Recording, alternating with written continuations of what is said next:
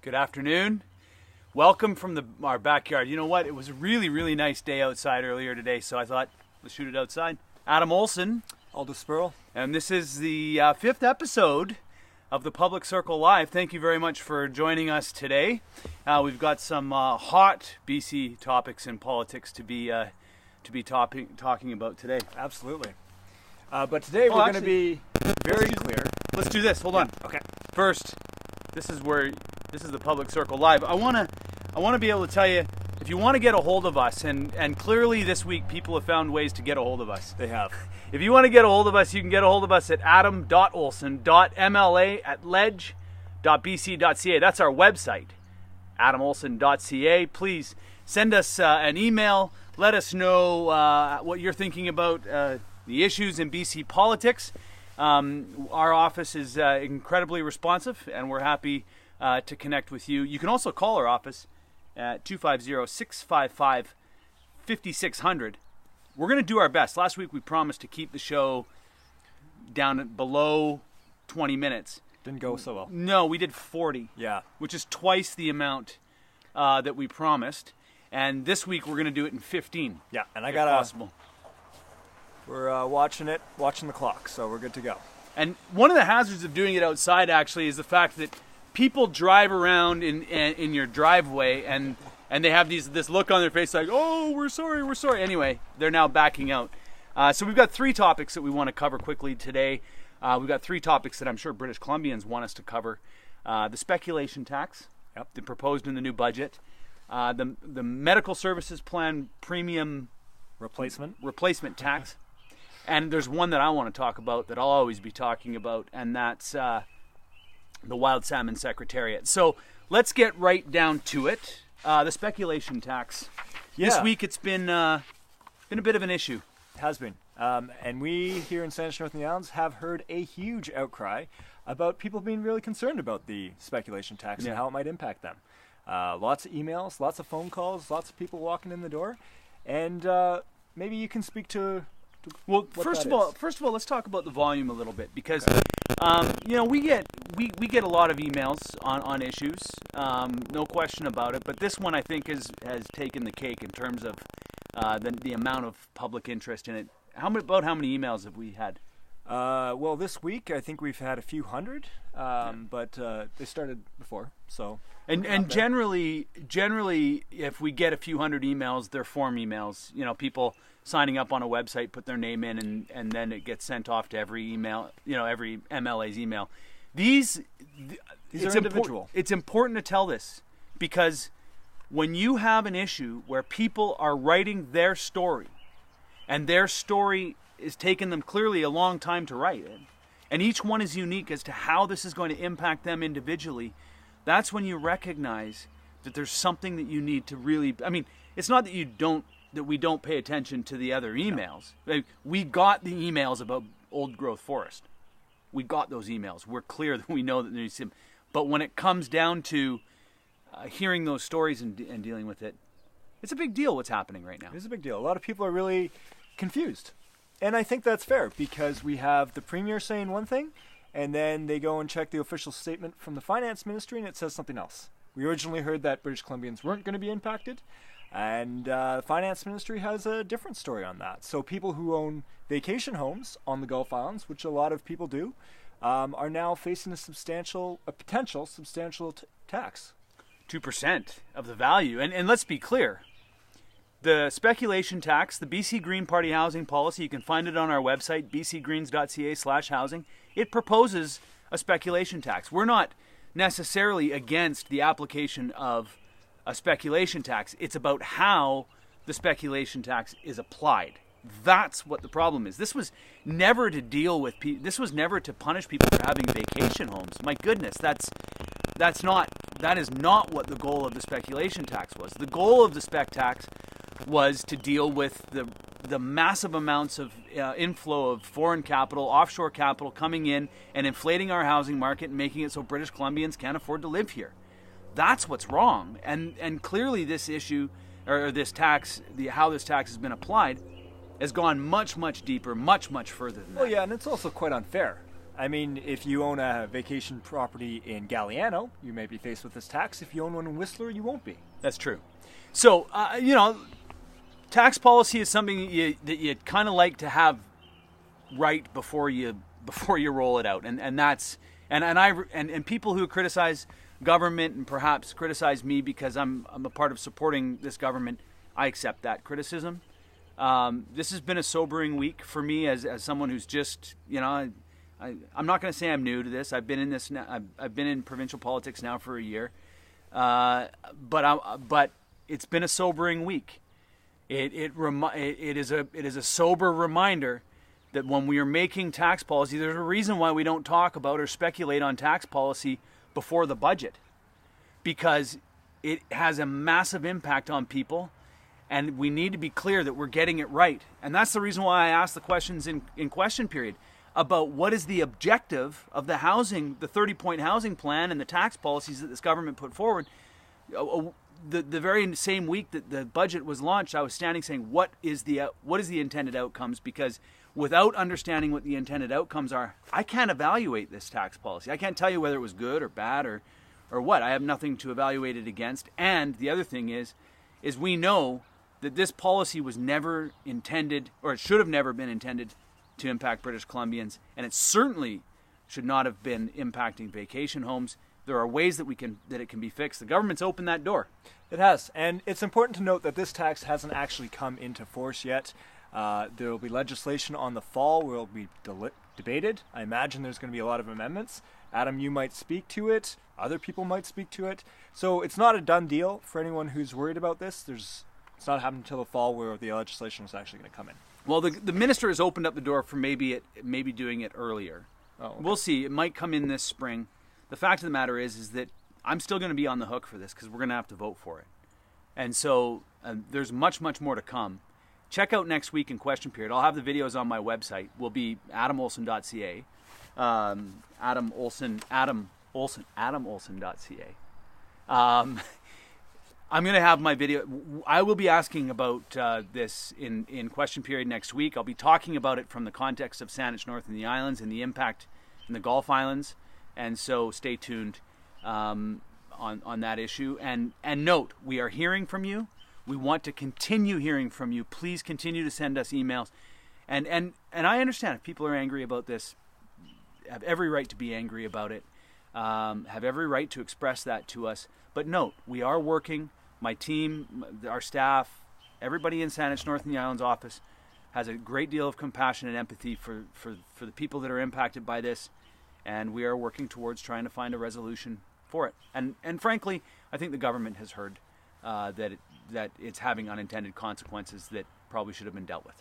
It should be dealt with. So moving on, the second thing we want to talk about. Hold on, one more thing. Okay. Public Circle Live, that's what you're watching Friday afternoon, March the 9th. Thank you very much for joining us this afternoon. We've got some, we just had someone leave. Yeah, well, I'm sorry, they must not have, anyway. But the other major tax that's gotten a lot of interest has been what you call the MSP replacement tax. That's right. And we do need to fund healthcare. And for a long time we do. had the MSP, which I'm sure a lot of people are quite familiar with. We had a very regressive tax. Yes. All British Columbians had to pay the same amount. Some people's employers paid them for them. Some had to pay it themselves. Correct. Government's done away with that, or half of it. I think, government has done away with half of it. So there's been some savings for British Columbians on this. Let's just be clear, be crystal clear. Healthcare is not free. It's about 40% of our budget. We need to pay for it. The proposal that BC Greens, we've been talking about this for a long time. Andrew Weaver has been talking about getting rid of the medical services premium for a long time. We never talked about getting rid of it. And in that you can get rid of the medical services premium, but you have to replace it with something. Getting rid of the premium does not get rid of the cost of healthcare. So our proposal was to move it to a more progressive type of tax, like income tax, and not entirely on people, but perhaps on people in business, splitting it. And the provincial government had their own task force that came out with an interim report on the day the budget was released that said essentially the same thing: split it between individuals' income tax, business on a payroll tax, and perhaps a couple of other measures that they're still investigating and will be part of their final report. They didn't do that. What we've seen is a progressive tax on businesses. So if you are a business that has a payroll of over, $500,000, then you start facing the tax. Anything below that, you don't have to pay. You don't pay. But if you have a payroll of $1.5 million, you pay the full tax. And $1.5 million, I mean, that's a lot of money for sure. But a lot of companies in our area are affected by that. Look, I've said this a lot. I celebrate the business, the innovation, the manufacturing, the innovation in this riding. I've made no, I've shamelessly promoted. Shamelessly? Anyway, I've wholeheartedly promoted the business in this riding, many of which have a payroll over $1.5 million. We've seen in this province massive swings. Governments that go entirely free enterprise, all business, and governments that go all people. And look, we need to support people, and we've had more than a decade now of policy where frankly people have been ignored and left behind. The people of British Columbia. And we needed to change that, and I celebrate that, and I celebrated that in my budget speech, and I continue to celebrate it. But this tax, the replacement of the medical services premium, it's not removed. We're not getting rid of it. We're placing it somewhere else on businesses. And frankly, we agree with the task force that was created. No one part of our society should entirely bear the brunt of this. It should be evenly split. I should, as a person, pay my share of it. Business should pay a share of it, and we should find some other tools in our toolbox as well to help pay for it. So I think the government's opened the door on this one as well. Yeah, and it's not just businesses. I would like to point that out too. School districts, municipal councils, any organizations that have a big payroll, they're going to be hit with this as well. So one thing that our office has done is if you have a concern of how this is going to impact your business or your council or your organization, let us know. Because if this tax needs to be reworked, we want to hear from you. You can get a hold of us on my website at adamolsen.ca. Send us an email, adam.olsen.mla@ledge.bc.ca. Give us a call, 250-655-5600. I just want to point out we've got a good audience this week. It's a growing audience. And I know that there's a lot of people that have left comments and things, and we'll get back to them. I do want to point out that Ryan Tooby's watching, and I know that might not mean anything to you. It means something to me. Ryan and I went to school. I think Ryan's a Brentwood kid. We grew up together here in the hood.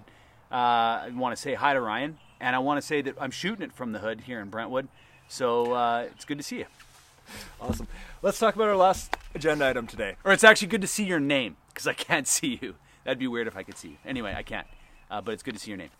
The last issue. Actually, I do want to say, I'll say this. On both those issues, speculation tax, there's people that are joining us now. They're leaving comments about the speculation tax. We've covered it.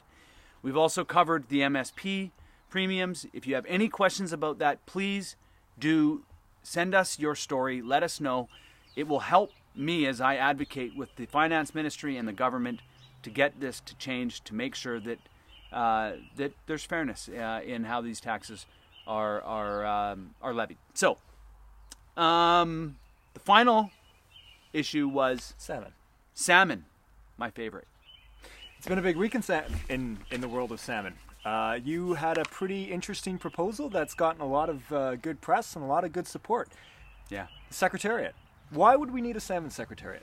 Look, as I pointed out last week, and as I'll continue to point out, we received a letter from government that said there are up to 6 ministries that all take a, quote, lead role in managing salmon policy in the province. And when we read that, it basically said to us, there's nobody actually leading this. And that's not to diminish the efforts of the 6 ministers that are working. It's just to point out the fact that those ministers are making decisions in the context of their ministry. They're not necessarily making decisions in the context of salmon. And what we've seen is, frankly, an absolutely devastating and urgent situation happening in salmon, in our creeks and streams, and we need one voice to go and fight for us on our behalf in Ottawa, one voice to bring together the policy and the provincial policy together, and to ensure that interests of salmon go first. I think so. I mean, and protecting salmon is one thing that really transcends and is beneficial on so many fronts. Well, look, it's the most important renewable resource that we have in our province. It comes back on a cycle. As long as you have a good relationship with salmon, they continue to come back year over year over year. It's good forestry policy. It's good for the forests and the ecosystems, for sure. It helps us look after our forests. It's good community development policy. People love creeks and streams that are full of salmon. It increases good recreational potential, all those fishermen and anglers out there. Really good for tourism. Absolutely. And not only that, it's good food. And it's and wild Pacific salmon, there's nothing like it. And in fact, it's look at people say, "Oh, you can eat the protein from salmon farms." No, thank you. I won't. I know I might get in trouble for saying that, but I don't, and I won't. There's nothing like wild Pacific salmon, and we should not replace wild Pacific salmon with salmon feedlots on our west coast. It's not appropriate, and that's what happened back in the early 2000s. And we need a government that's going to change that the approach of this from salmon feedlots growing Atlantic salmon, an invasive species. Craziness. It's absolute craziness. Growing an invasive species on our west coast to investments being made in our creeks and streams and in our communities, increasing our quality of life, increasing the quality of life of all the other plants and animals and that natural habitat in our province. And so that's the reason why I'm going to continue, and we're going to continue working on salmon policy and continue to develop a platform for this government to implement that has salmon at its center. You know, that unfortunately brings us to the end of our time today. We did good. What are we at? We're at 16 minutes and 20 seconds. So so not 40 minutes then? Not 40 minutes. We did it in not 40 minutes. Maybe we should change the name of Public Circle Live with Adam Olsen, and I'm going to change this. I'm going to add Aldous Spurl on there because I want you back. Will you come back with me? You can't come back next week. Well, not in Vancouver. I'll be back the week after. I'll be shooting on location in Vancouver next week, March the 16th. So Aldous will not be with me. I'll be shooting solo, but I will be back. I make a commitment every 4:30 on Friday. I'll be here with the Public Circle Live. You want to get a hold of us on one of the very important issues that we talked about, the speculation tax, the MSP premiums, or wild salmon, or any other issue that's impacting you and your family, you can get a hold of us at adam.olsen.mla@ledge.bc.ca. You can check out our website, adamolsen.ca. We're still using the paper, the paper here because we don't have a graphics person yet. Well, and we've got a mobile studio. Hey, so this is great. You can check us out at /Olsen for MLA on Facebook, at Adam P. Olsen. Send me a tweet. Make it nice. And you can check out my photos on Instagram, Adam Philip Olsen, at Adam Philip Olsen. Great to connect with you this week. See you next week. Same time, same place, 4:30 Friday on Facebook. For Aldous Spurl, I'm Adam Olsen. Haekwa. Oh, finish.